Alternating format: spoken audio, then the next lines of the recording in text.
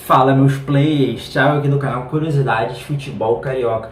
E hoje vamos estar trazendo para você um assunto bem interessante para a alegria dos cruzmaltinos e para a tristeza dos rubro-negros. Mas você deve estar se perguntando, que curiosidade é essa? Vamos estar falando da freguesia do Flamengo para o Vasco em seus domínios.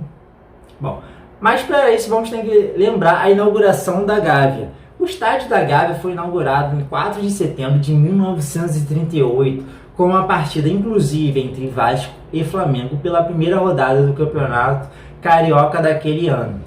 Segundo o jornal À Noite, as solenidades que precederam o encontro Vasco e Flamengo assumiram aspectos de grande expressão cívico-esportiva. Era a intensa atividade dos fotógrafos no seu trabalho, e os grandes olhares da multidão convergiam para o gramado, onde os atletas do Flamengo desfilavam com muita elegância. Porém, quando a bola rolou, o Vasco estragou e acabou com aquela soberba flamenguista, estragando a festa rubro-negra, que terminou com vitória para a equipe vascaína por 2-0. Ambos os gols da equipe cruzmaltina foram marcados por Neguinho, um em cada tempo. O resultado, inclusive, desencadeou uma grande crise na Gávea, onde culminou com a rescisão do técnico Dória Kirchner. Bom, mas deve estar se perguntando de onde que vem essa freguesia do Flamengo para o Vasco na Gávea.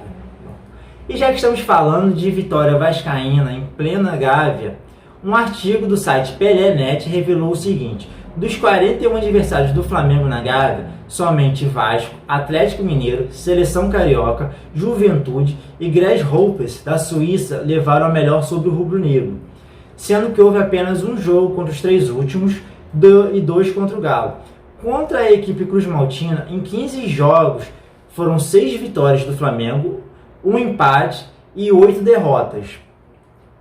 Como é muito difícil que volte a acontecer jogos na Gávea, principalmente contra o Vasco, ou seja, Vasco e Flamengo,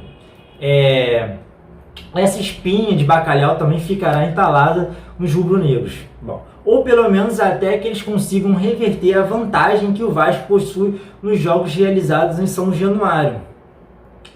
O time da Colina eleva vantagem no retrospecto contra o time da Gávea. São 16 vitórias para o cruzmaltino, 9 empates e 12 vitórias para a equipe rubro-negra.